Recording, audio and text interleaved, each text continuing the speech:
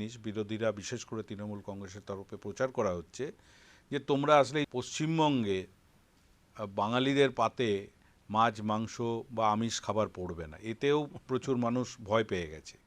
দেখুন আমাদের যত নেতৃত্ব, আপনি দেখুন না, দিলীপ ঘোষ, দিলীপ দা প্রত্যেক দিন 2 রকম 3 রকম মাছ খায়। আপনি আমার শ্রমিক ভট্টাচার্য, শ্রমিক ভট্টাচার্য, শ্রমিক দা একদম দারুণ মাছ খেতে ভালোবাসে।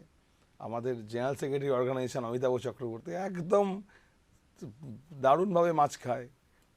বাকি সমস্ত আমাদের সব লিডার আছে, হ্যাঁ নিরামিষ তো নিশ্চয়ই খায়, কিছু কিছু মানুষ যারা একটু সারা জীবনে নিরামিষই খাচ্ছে, ঠিক আছে। আমি কৃষ্ণেন্দু মুখার্জি একদম খাঁটি বাঙালি ব্রাহ্মণ, আমি একদম বিজেপির সাথে আছি।